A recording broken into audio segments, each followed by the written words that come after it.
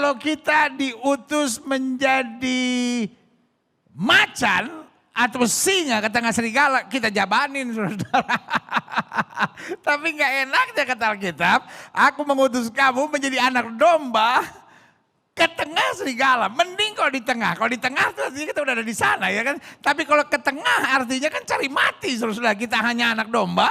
Lalu di situ ada serigala, kita diutus ke tengah-tengahnya. Tapi satu yang Tuhan jamin, tidak satu utas rambut kita yang jatuh ke tanah tanpa izin Tuhan. Haleluya. Nah ini yang kita mau belajar ya kan. Buka Alkitab kita sama-sama. Pembahasan ini pembahasan yang sangat menarik saudara. Kita mau lihat sama-sama. Lukas 10 ayat 1 sampai ayat yang ke-6. Di bawah judul perikop Yesus mengutus 70 murid. Ada orang yang tanya sama saya, sebetulnya murid Yesus ada berapa? Katanya 12. Kenapa sekarang katanya 70? Berapa murid Yesus sebetulnya? Ada yang bilang ya tadinya 12 terus bertambah jadi 70. Bukan. 12 adalah murid-murid yang saya sebut full timer. Jadi mereka memang 24 jam dalam sehari bersama Yesus. Ini gambaran orang-orang pelayanan full timer. Tapi 70 orang murid ini yang bisa disebut part-timer. Mereka mungkin dokter, sebagian mereka mungkin guru, sebagian mereka mungkin ada kegiatan-kegiatan usahanya. Tapi di prime time-nya mereka, di waktu yang terbaik ketika Yesus membutuhkan, they are ready. Dan zaman sekarang masih juga ada yang memperdebatkan, mana yang lebih bagus. Part-timer atau full-timer. Saya suka dengar di kalangan pengusaha misalnya. Kapan nih full-time nih? Kapan nih full-time nih buat Tuhan? Buat saya ini bukan saatnya kita mempersoalkan part-time atau full-timer. Karena kita semua hari-hari ini harus overtime buat Yesus. Sama-sama bilang overtime buat Yesus. Amin. Jadi apakah saudara part-timer? Apakah saudara full-timer? Di hadapan Tuhan sama karena kita semua harus overtime hari-hari ini buat Tuhan. Tapi yang Tuhan lihat adalah ketulusan kita. Yang Tuhan lihat adalah keberanian kita untuk bayar harga yang bernama kekudusan. Yang Tuhan lihat adalah kesungguhan kita. Yang Tuhan lihat apakah kita full heart for Jesus. Apakah kita dengan segenap hati buat Yesus, ini penting. Nah itulah 70 orang murid. Mereka murid, tapi mereka part-timer. Tapi mereka siap overtime dan full heart for Jesus. Haleluya. Kemudian daripada itu Tuhan menunjuk 70 murid yang lain. Artinya lain daripada 12 murid. Lalu mengutus mereka berdua-dua. Mendahuluinya ke setiap kota dan tempat yang hendak dikunjunginya. Jadi kira-kira kalau zaman sekarang ini tim advance-nya. Karena saya percaya pelayanan Yesus bukan pelayanan yang sembarangan. Melayani Tuhan jangan pernah sembarangan. Pelayanan Kristus adalah pelayanan yang sangat teratur. Bayangkan sebelum Yesus masuk ke setiap kota dan tempat yang hendak dikunjunginya. Ada 2 orang yang mempersiapkan segala sesuatunya. Lukas 10 ayat 1 sampai 6. Ayat 2-nya bilang katanya kepada mereka. Pada 70 orang murid ini. Tuayan memang banyak tapi pekerja sedikit. Pertanyaannya apakah pendeta kurang? Tidak. Pekerja. Alkitab tidak bilang pendeta kurang. Saya khawatir sekarang dunia ini kebanyakan pendeta. Sampai banyak pendeta gak ada kerjaan. Akhirnya nyerang sana nyerang sini. Orang kalau sibuk melayani gak sempat mikirin orang. Gak sempat cari-cari kekurangan orang di YouTube-nya. Lalu nyerang ya kan. Gak, biasanya kayak begitu yang gak kerja saudara-saudara. Coba perhatiin deh. Yang sibuk mencari jiwa, yang sibuk melayani, yang sibuk menolong orang yang miskin, yang sibuk menolong orang-orang yang membutuhkan, yang sibuk dengan program-program gereja yang memenangkan jiwa, gak punya waktu untuk melihat kekurangan hamba Tuhan lain. Saya ditanya sama seseorang, pendeta, kok fenomena sekarang menakutkan ya? Pendeta kalimatnya dicomot-comot, diserang sana, diserang sini, hamba Tuhan satu diambil, diserang sana, akhirnya perdebatan. Akhirnya yang kita cuma lihat hari-hari bukan penginjilan, tapi perdebatan, masing-masing menonjolkan diri. Semua hamba Tuhan kayaknya sesat, cuma dia aja yang paling benar. Saudara kayak kasih dalam Tuhan, lalu tanya sama saya itu apa? Saya bilang fenomena orang seperti itu adalah fenomena orang gak ada kerjaan. Kita gak punya waktu untuk cari-cari kekurangan orang. Hello, kita harus sibuk menangkan jiwa. Kita harus sibuk melayani orang susah. Kita harus sibuk menolong mereka yang miskin. Kita harus sibuk menolong orang-orang yang sedang tersesat. Itu harus tugas kita. Makanya ayat ini bilang apa? Katanya kepada mereka, tuayan memang banyak. Tapi pekerja sedikit. Komentator banyak. Pengkritik banyak. Penyerang banyak tapi pekerja sedikit. Sama-sama bilang saya mau bekerja buat Tuhan. Saya berdoa. Jemaat Tuhan yang dipercaya Tuhan untuk bersama menikmati berkat firman Tuhan lewat lawatan Allah di rumah masing-masing bersama Gereja Bethel Indonesia Globe Fellowship Center ini. Saya mendorong setiap saudara jadi pekerja. Jadi seorang yang melayani, jadi orang yang mencari jiwa, jadi orang yang menolong orang, jadi orang yang membawa damai buat orang lain. Karena Alkitab bilang, tuayan memang banyak yang sedang memerlukan, yang sedang haus dan lapar akan hal-hal rohani. Banyak tapi pekerja sedikit. Yang tukang ngomongin orang banyak, yang tukang kritik banyak, yang tukang nyerang banyak, yang tukang adu domba banyak, yang mau menjatuhkan hamba-hamba Tuhan banyak, tetapi pekerja sedikit. Saya berdoa. Setiap kita berkata, ini aku Tuhan, utus aku. Karena itu kata Alkitab, mintalah kepada Tuhan yang mempunyai tuayan. Supaya ia mengirimkan pekerja-pekerja untuk tuayan itu. Ayat 3. Pergilah. Ini waktunya kata Alkitab pergi. Betul dalam Alkitab dikatakan, mari kamu yang letih lesu dan berbeban berat, aku akan beri kelegaan kepadamu. Ada waktu datang. Datang untuk apa? Dipulihkan. Datang untuk apa? Dilayani. Datang untuk apa? Dikuatkan. Datang untuk apa? Dibersihkan oleh Tuhan. Tetapi setelah kita datang, kita juga jangan cuma hanya mau, oh ya saya mau berada dekat Tuhan, amin. Tapi pada saat yang bersamaan kita harus pergi. Artinya roh yang di dalam kita, yang sudah ditaruh Kristus dalam hidup kita, ini yang harus kita bawa pergi. Karena Alkitab jelas bilang anak manusia datang untuk mencari dan menyelamatkan yang terhilang. Bukan sekedar untuk mengkritik dan menyerang. Ini waktunya gereja Tuhan. Jangan cuma jadi jago kandang. Ada waktunya kita datang pada Tuhan dengan beban, dengan masalah, dengan ikatan, dengan pergumulan, dengan segala dosa, kelemahan, kekurangan kita. Kita datang.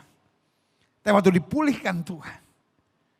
It's time to go. Ini waktunya untuk pergi. Kata Alkitab, pergilah. Sebab aku mengutus kamu. Ini yang gak enak. Kita maunya seperti buaya ke tengah-tengah serigala. Bos, kita anak domba. Lemah. Gak punya taring. Gak punya tanduk. Gak punya kecepatan berlari. Sehingga jalan satu-satunya kita aman. Kalau kita dekat dengan Sang Gembala Agung. Ayat 4. Udah domba dikasih tahu lagi. Jangan membawa pundi-pundi atau bekal atau kasut. Artinya apa? Pelayanan bukan untuk cari untung. Kalau kita mikirnya untung, ya. Saya sebagai istri pendeta harus ngalah-ngalah terus. Terus untung saya apa? Saya sebagai suami mesti sabar. Terus untung saya apa? Saya sebagai anak muda harus hidup suci. Untung saya apa? Bos. Emangnya dagang arem-arem.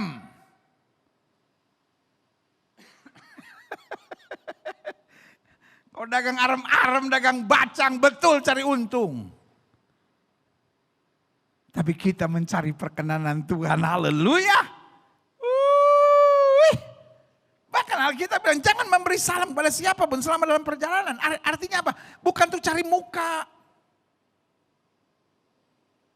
Ini tidak mengajar kepada kita jadi orang yang gak tahu sopan, bukan. Tapi Alkitab sedang menggambarkan, jangan cari untung. Dan jangan cari perhatian, jangan cari muka. Klik. Kalau kamu memasuki satu rumah, katakan lebih dahulu shalom. Itu terjemahan aslinya. Kalau kamu masuk ke satu rumah, katakan lebih dahulu shalom bagi rumah ini. Dan jika di situ ada orang yang layak menerima damai sejahtera, menerima shalom. Artinya kalau kamu diterima dengan berita firman, dengan kasih yang tulus, maka salammu itu akan tinggal atasnya, berkat akan turun baginya. Tapi jika tidak, salammu itu kembali kepadamu. Bahkan Alkitab berkata, kebaskan debu kakimu. Artinya apa? Kalau jalan kita benar, orang mau jahatin kita, orang mau curangi kita, perlindungan Tuhan tetap luar biasa atas kita. Yang setuju katakan amin. Klik. Saya simpulkan begini. Setiap orang percaya yang sudah bertobat dan diselamatkan harus besar hati. Menerima kenyataan bahwa kita diutus untuk pergi. Kita biasa kan cuman, ku ingin tetap di sini, menikmati bait-Mu. Amin. Kita memang harus dekat dengan Tuhan. Tetapi dekat dengan Tuhan bukan berarti kita nggak pergi. Bukan berarti kita nggak menginjil. Bukan berarti kita nggak mencari jiwa. Bukan berarti kita nggak menyelamatkan jiwa-jiwa yang terhilang. Justru karena kita dekat dengan Tuhan, kita berbuat sesuatu. Amin. Makanya saya pelajari di sini. Klik.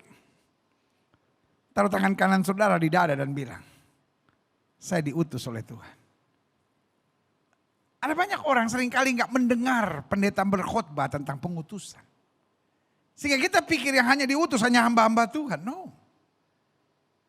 Setiap kita diberkati kata Alkitab untuk menjadi berkat. Setiap kita menerima segalanya dari Tuhan supaya kita dapat berbagi segalanya buat banyak orang. Itulah target Tuhan. Jadi ada waktu datang. Tapi juga ada waktu pergi. Kalau kita cuma pergi tapi tidak pernah datang di bawah kaki Tuhan. Kita akhirnya dry. Kita akhirnya kering. Kita akhirnya jadi bawa banyak persoalan. Tapi kalau kita cuma datang tapi tidak pergi. Kita nggak berbuah. Dan Alkitab berkata tanaman yang tidak berbuah dipotongnya. Tapi yang sudah berbuah betul belum sempurna dibersihkan. Amin. Jadi yang sudah berbuah gak usah sombong. Yang sudah berbuah gak usah jadi komentator pelayanan lain. Mengkritik pelayanan lain. Yang sudah berbuah biarkan terus dibersihkan supaya lebih banyak lagi buahnya. Klik. Pergi. Apa artinya pergi di sini? Sebuah kiasan untuk mengajarkan kepada kita. Pergi itu artinya meninggalkan kenyamanan. Salah satu musuh dalam kekristenan adalah rasa nyaman. Nyaman dipuji, wah ya kan. Nyaman disukai. Hidup Kristen gak selamanya disukai.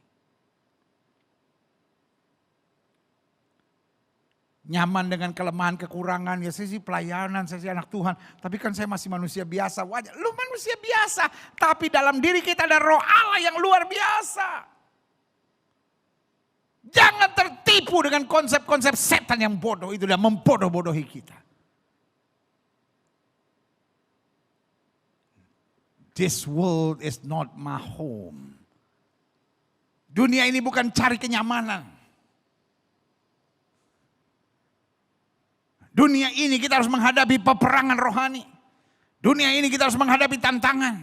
Tapi di tengah tantangan kita beroleh sukacita. Di tengah tantangan kita beroleh damai sejahtera. Karena roh yang ada di dalam kita lebih besar dari roh yang alam dunia ini. Haleluya. Hati-hati dengan kenyamanan. Ketika hidup kita mulai rasa nyaman. Di situ banyak kejatuhan terjadi. Hidup Kristen harus terus berjaga. Makanya Alkitab ingatkan kepada kita tentang apa yang firman Tuhan katakan. Sebab itu hai anakku jadilah kuat oleh kasih karunia dalam Kristus Yesus.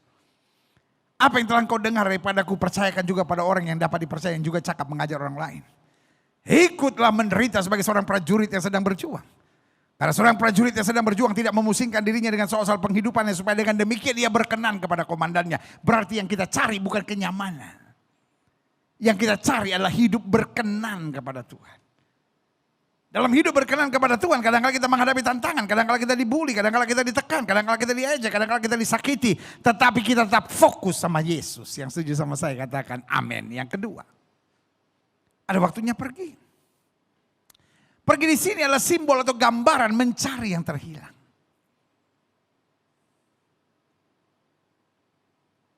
Kita kadang-kala seringkali mengutuk dan menyukuri orang yang terhilang. Dia memang orangnya begitu, biarin pendeta. Gereja juga untunglah kehilangan orang-orang kayak begitu. Banyak mulut dia pendeta. Aduh belagu pendeta, sombong walaupun dia kaya juga. Aduh pelitnya minta ampun. Orang yang terhilang jangan disyukuri. Iblis memang kadang-kala membuat orang-orang menjengkelkan. Sampai kalau dia hilang kita syukuri. Kalau dia hilang malah kita kritik, kita kutuk. Gereja perlu bukan hanya memberitakan Injil. Tetapi kita anak Tuhan, kita yang disebut the Church of Christ. Kita yang disebut sebagai bait dari Roh Kudus. Kita juga terpanggil untuk memelihara kawanan domba, peliharaan Allah.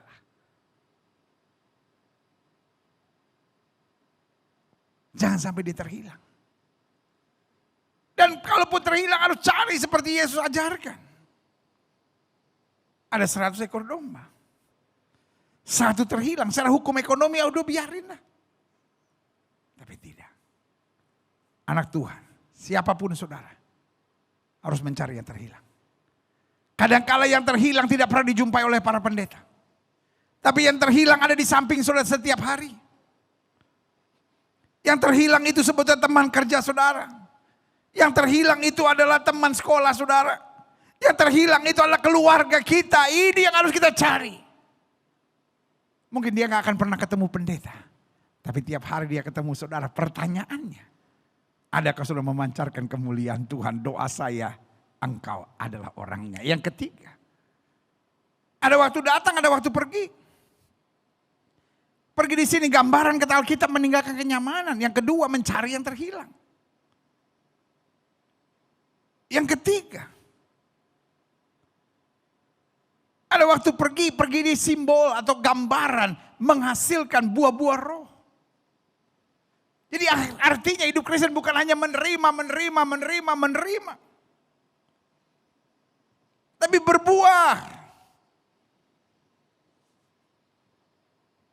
Alkitab bilang supaya kamu pergi dan menghasilkan buah dan buahmu tetap. Jangan jadi Kristen yang mandul bos.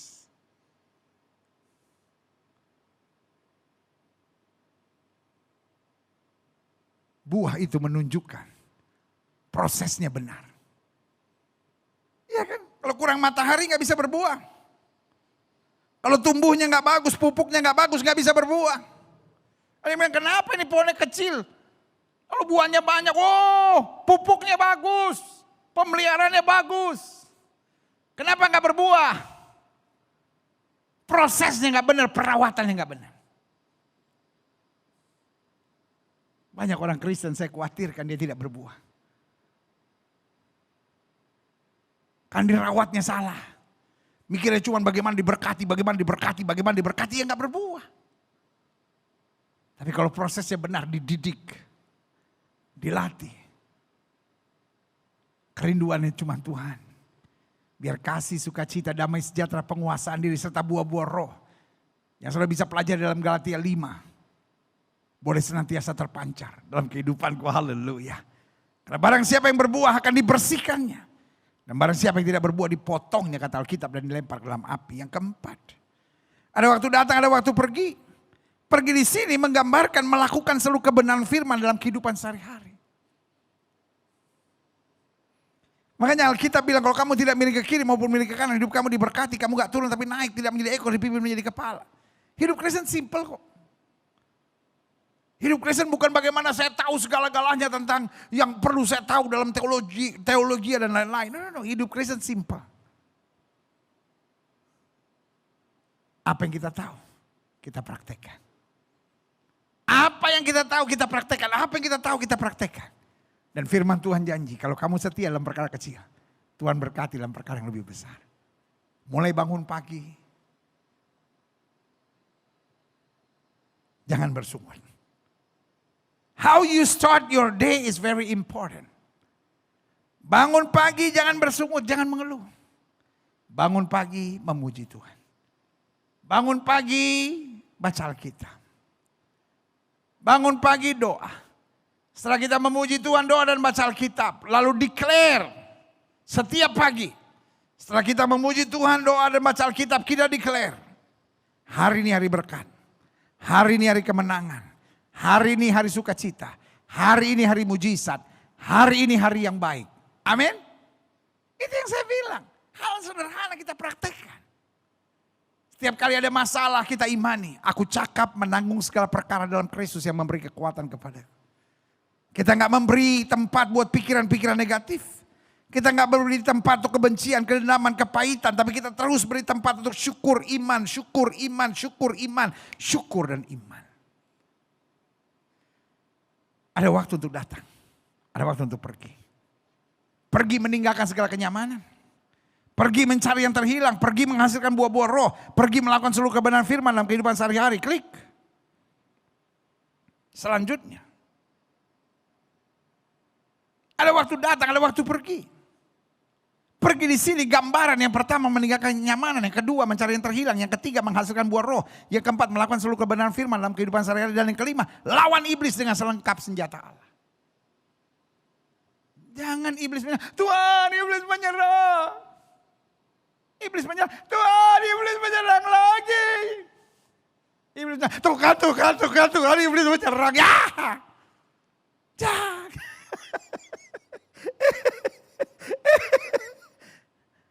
Kalau iblis menyerang kata Alkitab lawan. Kalau iblis menyerang apa? Lawan. Iblis menyerang lawan. Ini yang saya bilang pergi. Jangan cuma menangis hidup. Setan terus menyerang saya. Saya udah gak kuat. Saya udah gak sanggup. Bu. Makin ibu menangis bu. Makin ditekan oleh setan bu. Iblis senang lihat air mata kita mengalir. Pak. Adik-adik muda. Saudara yang baru disakiti, saudara yang baru dilukai, saudara yang baru dikecewakan. Iblis taruh dalam pikiran saudara, hidup itu tidak adil. Hidup itu menyakitkan. Tiba-tiba di pikiran saudara, saya udah gak tahan, saya mau bunuh diri. Semua orang gak ngerti saya. Stop playing victim. Ini saatnya kita berdiri tegak dan berkata, Tuhanku tidak pernah meninggalkan aku. Tuhanku tidak pernah membiarkan aku. Bersama dengan Tuhan yang hebat, dahsyat dan luar biasa. Aku cakap menanggung segala perkara. Lawan iblis dengan selengkap senjata Allah. Maka kita akan rebut kemenangan yang luar biasa. Berikan tepuk tangan yang meriah buat Tuhan. Haleluya. Makanya Alkitab bilang, berbaju sirahkan keadilan. Alkitab bilang ketopong keselamatan. Alkitab bilang berkasutkan kerelaan untuk memberitakan Injil. Alkitab bilang perisai iman. Dan Alkitab bilang pedang roh. Itu firman Allah. Waktu kita mengenakan seluruh selengkap senjata Allah. Alkitab bilang kamu akan mengadakan perlawanan. Haleluya, yes. Jadi ada 5 gambaran tentang pergi. Yang pertama meninggalkan kenyamanan. Hidup bukan mencari kenyamanan, hidup mencari perkenanan Tuhan. Yang kedua mencari yang terhilang. Karena iblis mau merampas, kita cari. Yang ketiga menghasilkan buah-buah roh. Karena barang siapa yang tidak berbuah dipotongnya. Yang keempat melakukan kebenaran dalam kehidupan sehari-hari. Karena kalau kita tidak milik ke kiri maupun milik ke kanan, hidup kita diberkati, kita nggak akan turun tapi naik. Dan yang kelima, there is no other way. Tuhan sudah beri kemenangan kepada kita. Roh yang membangkitkan Kristus dari antara orang mati ada di dalam kita. Ini waktunya. Jangan biarkan iblis terus menekan kita, lalu kita hanya menangisi masalah kita dan membuat kita tertarik hanya pada kesedihan, kepahitan dan kesusahan hidup kita. Ini waktunya kita berdiri tegak, rebut kemenangan yang Tuhan janjikan. Yang setuju katakan amin. Iblis itu jangan biarkan dia menjajah pikiran kita. When the devil attacking you, fight him back. Lawan dia. Maka engkau akan menang. Haleluya. Selanjutnya klik. Iya. Kita diutus sebagai anak domba ke tengah serigala. Ini yang gak enak. Kita maunya jadi buaya yang diutus ke tengah serigala, kita lawan. Kita maunya jadi singa yang melawan serigala, kita lawan. Tapi ayat ini bilang enggak. Kita anak domba yang diutus ke tengah serigala. Apa maknanya? Satu, kita tetap domba dan harus tetap domba dalam situasi apapun. Jangan bilang gini, aduh pendeta saya udah ngalah terus. Lama-lama dia permainkan saya. Dia belum tahu siapa saya sebenarnya. Lu bukan domba, anak bunglon. Kita anak domba dan tetap domba. Di tengah domba kita domba. Di tengah serigala kita serigala. Saya suka dengar ada orang bilang gini, pendeta kalau dia baik sama saya bisa lebih baik pendeta. Tapi kalau dia jahat, oh dia belum kenal siapa saya. Bunglon lu, ya kan? Kita bilang kita anak domba. Kita domba dan tetap domba. Disakiti bagaimanapun, kita nggak bisa keluarkan taring. Kita nggak bisa keluarkan tanduk, memang kita nggak punya, kita anak domba bos. Dunia ini seperti ladang serigala yang menakutkan. Tapi pastikan kita tetap anak domba. Difitnah, disakiti, dilukai, dijahati, tetap anak domba. Yang kedua, kita diutus sebagai anak domba ke tengah serigala adalah sebuah ungkapan yang memiliki makna. Pengutusan kita kadang-kadang mengandung resiko yang bisa berbahaya. Namun kita tetap harus siap dan waspada. Resiko adalah makanan keseharian kita. Jangan jadi Kristen yang hanya cari aman. Kita anak domba bos ke tengah serigala. Tapi jangan bertindak konyol saudara. Kalau kita membalas yang jahat dengan yang jahat itu namanya konyol. Kalau kita curang, kita bodoh. Kita ikut cara-cara dunia itu namanya konyol. Iya dong. Kadangkala kita dibenci. Bukan karena salib. Kadangkala kita dibenci karena tindakan konyol kita. Katanya anak Tuhan tapi senangnya menghakimi orang. Katanya anak Tuhan tetapi akhirnya curangi orang. Katanya anak Tuhan tetapi makan orang dari belakang. Saudaraku yang kasih dalam Tuhan. Itu keji, itu jahat di mata Tuhan. Bisnis anak-anak Tuhan harus bersih.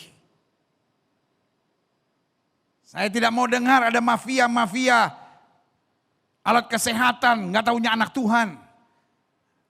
Jangan sampai mafia-mafia kedokteran, mafia-mafia rumah sakit yang mengambil keuntungan dari cara kekejian.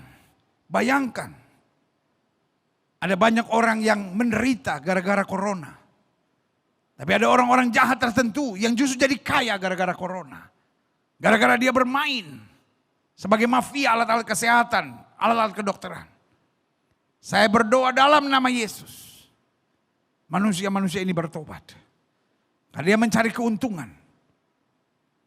Dari tindakan-tindakan yang sangat keji, saudara. Indonesia harus bebas dari mafia-mafia seperti itu.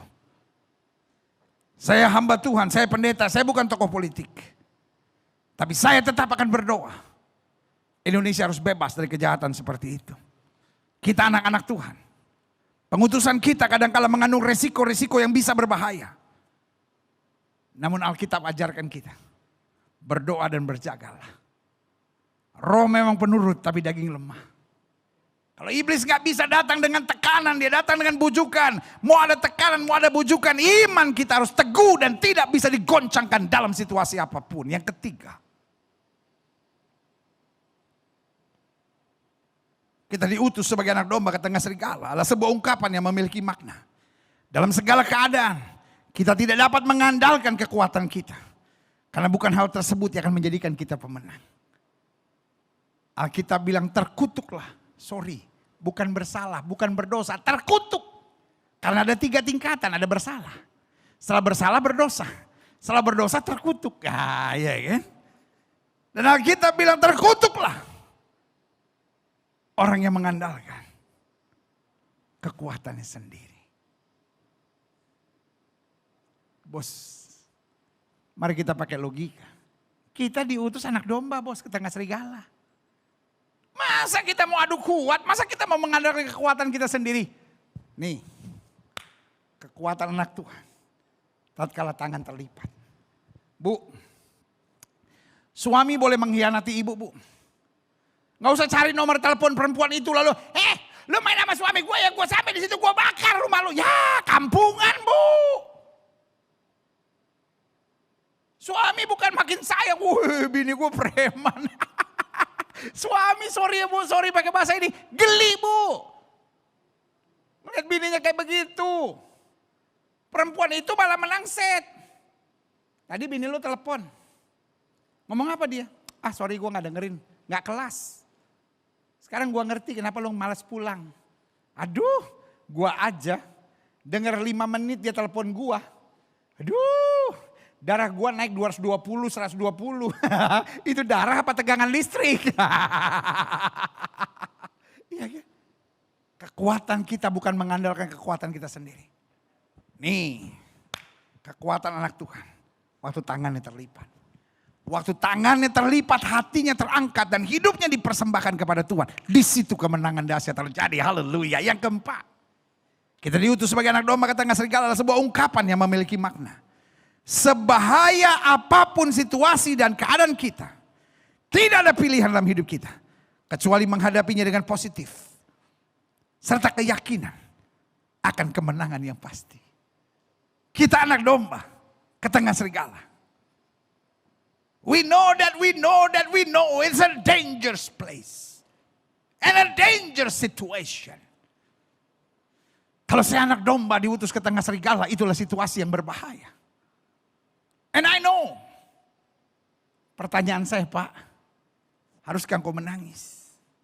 Haruskah kau berkata, saya udah gak kuat, saya mau bunuh diri aja pendeta. Sorry untuk bilang ini. Bunuh diri hanyalah tindakan pengecut yang bodoh.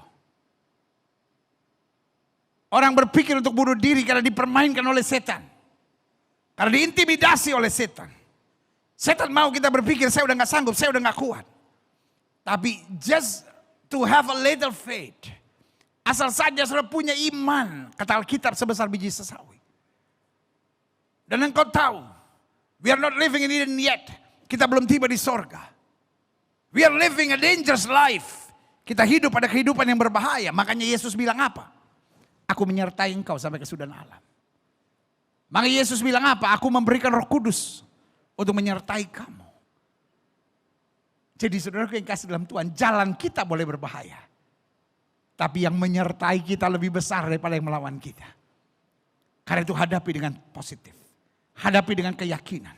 Saya pasti bisa. Para pengusaha, jalanmu berat, tapi bilang saya pasti bisa. Dunia sekarang menawarkan dosa.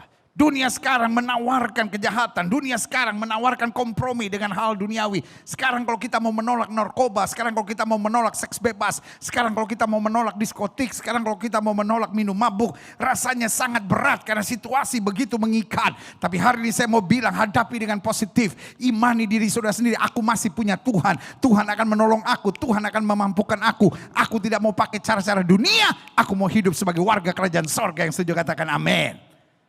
Kita diutus sebagai anak domba ke tengah serigala.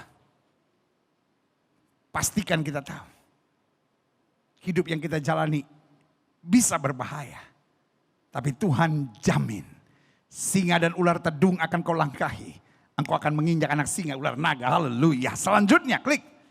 Saya pelajari.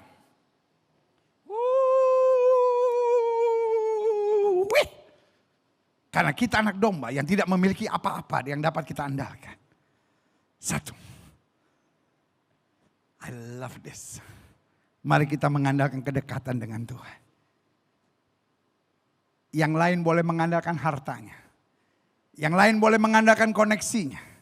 Yang lain boleh mengandalkan otaknya yang brilian. Bos, kita anak domba ke tengah serigala, bos. Daud bilang apa? Hanya dekat Allah saja aku tenang.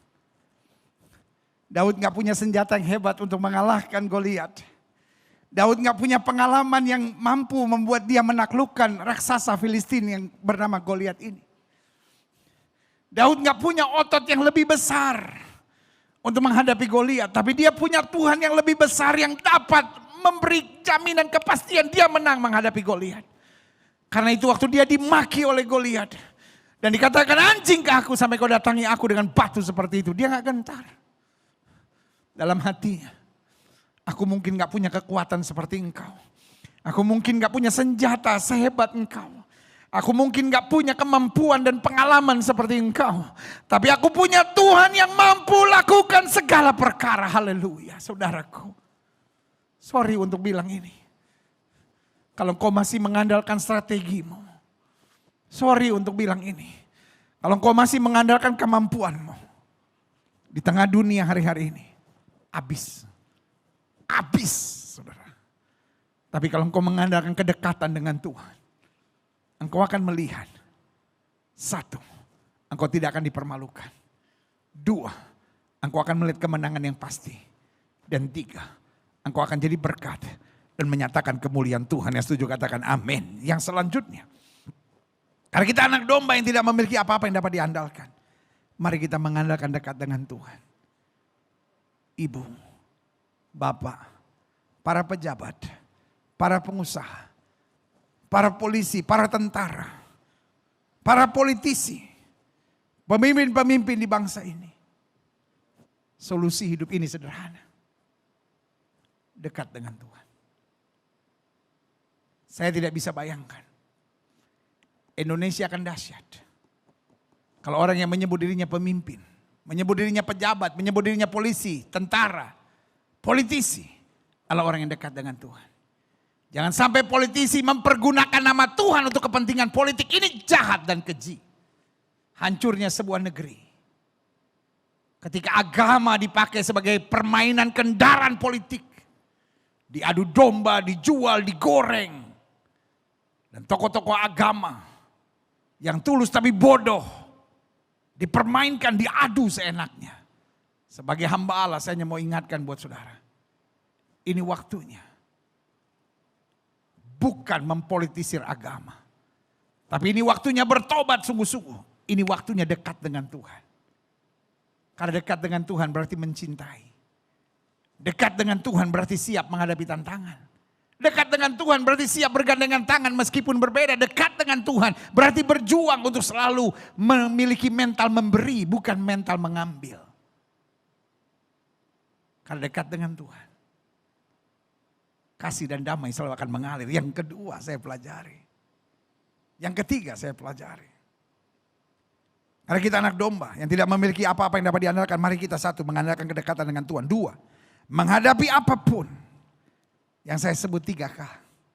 Ketulusan, kejujuran, kesetiaan.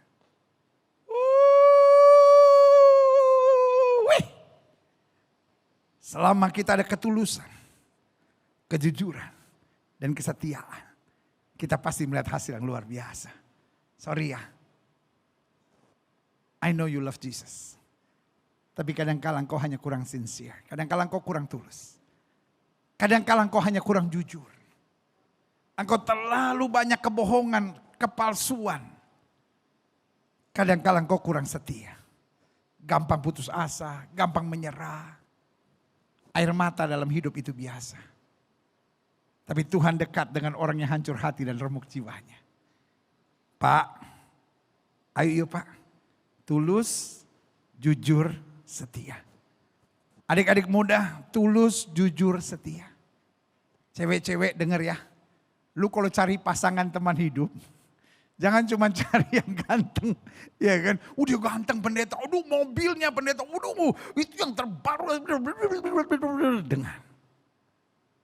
Meskipun dia ganteng, meskipun dia kaya, meskipun kelihatannya, waduh dia kasih kata-kata pujian yang membuat goncang kehidupanmu sampai ke tulang-tulang, saudara-saudara. Tapi kalau dia nggak tulus, dia nggak jujur, dia nggak setia, selamat menderita, saudara-saudara. Cowok-cowok juga jangan goblok. Jangan cuma lihat cewek itu karena cantiknya. Waduh, gitar Spanyol pendeta, apapun lah kau katakanlah. Ya lulusan S2 lu pendeta dari Aljazair, apalah namanya saya nggak mau tahu lah. Mau Aljazair, mau Afghanistan, mau dari mana kayak iya kan. Pokoknya luar negeri aja ceritanya. Tapi yang saya mau ngomong sama saudara. Siapapun dia mau tingginya 2,5 meter. Itu sebetulnya cewek atau tiang listrik pendeta. Tapi kalau nggak tulus, nggak jujur, nggak setia. Mati kering lu. Mati kering saudara. Wah, ada banyak bapak-bapak yang manggut. Iya bener. Udah Pak, jangan kesaksian bebas Pak. Banyak bapak-bapak bilang tuh, ma denger tuh. Banyak istri-istri tuh, Pak, khotbah hari ini buat papa tuh. Iya kan. Udah jangan nyalain orang. Dalam hidup ini. Situasi apapun. Kita anak domba ke tengah serigala. Modalnya 3. Sama-sama bilang, saya harus jujur. Sama-sama bilang, saya harus jujur. Sama-sama bilang saya harus tulus. Sama-sama bilang saya harus setia. Waktu ada jujur, ada ketulusan, ada kesetiaan. Maka pada saat yang bersamaan, engkau ada kebahagiaan dan kemenangan. Wow, haleluya. Yang ketiga, karena kita anak domba yang tidak memiliki apa-apa yang dapat diandalkan, mari kita. Jangan kalah sebelum bertanding. Meskipun pertandingan hidup kita yang kita hadapi, kelihatannya tidak berimbang. Saudara, waktu Daniel dibuang ke gua singa, kehidupannya kok seperti tidak berimbang. Tapi ini yang saya mau bilang. Jangan kalah sebelum bertanding. Jangan apa-apa udah, waduh mati dah gua, aduh habis dah gua, aduh jangan. Apa yang benar, apa yang mulia, apa yang sedap didengar, pikirkan semua itu kata Alkitab. Hidup dan mati seseorang dikuasai oleh lidahnya. Alkitab saya bilang sesuai imanmu jadi padamu. Jangan kalah sebelum bertanding. Katakan dalam hidup ini, aku masih punya Tuhan. Aku masih punya Tuhan, aku gak mau menyerah. Aku masih punya Tuhan, aku tidak mau kompromi dengan dosa. Aku masih punya Tuhan, aku akan taat setia kepada Tuhan. Meskipun aku anak domba ke tengah serigala. Tetapi sang gembala agung itu akan pastikan aku aman dalam perlindungannya. Pak, saya mengerti. Ada banyak bapak. Betul-betul sedang ada dalam goncangan yang sangat hebat. Ibu, saya ngerti ada banyak keluarga yang sedang dalam goncangan yang hebat. Adik-adik muda, saya mengerti. Banyak anak-anak muda yang sebetulnya sedang ada dalam tekanan-tekanan kehidupan yang sangat berbahaya. Engkau ke narkoba bukan karena engkau jahat. Engkau ke narkoba karena gak tahan. Engkau akhirnya jadi homoseks, jadi lesbian. Bukan karena engkau mau memang jauh dari Tuhan. Tapi memang karena keadaan memaksa engkau dalam situasi yang berat. I know it's hard for you. But remember, Yesus buka tangan dan bilang, mari kamu yang letih lesu dan berbeban berat. Aku akan beri kelegaan kepadamu. Jangan kalah sebelum bertanding. Iblis mau mengintimidasi saudara. Supaya saudara langsung bilang, saya gak mungkin berubah. Saya gak mungkin kuat, saya gak mungkin bisa, saya gak mungkin bertahan. Tapi hari ini saya bilang, engkau bisa. Karena yang mengutus kita adalah Tuhan yang berjanji. Tidak akan pernah mengecewakan dan mempermalukan kita. Keputusan di tangan saudara. I told you. Saya udah bicara kebenarannya kepada saudara. Sekarang tinggal saudara. Maukah saudara berjalan? I know it's not easy. Kenapa? Karena ini peperangan rohani. Iblis mau terus intimidasi. Tapi selama engkau berdiri tegak, you win my brother. You win my sister. Engkau pasti menang. Karena Tuhan tidak mungkin akan permalukan saudara. Dan yang terakhir, saya undang pemain musik maju ke depan. Karena kita anak domba yang tidak memiliki apa-apa yang dapat diandalkan. Mari kita, kunci akhirnya, hidup ini harus dibawa asik. Tetapi tetap serius. Dan tetap terus mau belajar. Kita anak domba. Diutus ke tengah serigala. Terus kalau kita mau stres terus, ya stres terus. Kita mau panik terus, kita mau panik terus. Entar urusan ekonomi. Entar urusan pandemi. Entar diomongin orang, terus kapan kita bisa tersenyum? I know we are not living in Eden yet. Saya tahu kita belum ada di sorga. Tapi bisa gak sih hidup asik gitu? Jangan apa-apa dibawa ke hati gitu, kepikiran gitu. Betul kadang kala kata-kata suamimu nyakitin bu, tapi bisa gak sih hidup dibawa asik? Dinikmati aja gitu. Folks, I love you. Dan hari ini saya mau bilang. Saya ngomong bukan karena saya seorang pendeta, saya ngomong bukan karena saya seorang pengkhotbah. Saya ngomong karena saya cinta sama saudara. Dan buat saya, hidup itu tergantung kita. Kalau kita mau bawa stres, ya stres terus. Jangan salahkan suami, jangan salahkan mertua, jangan salahkan istri, jangan salahkan kondisi ekonomi. Kalau kita mau stres terus, ya karena kita.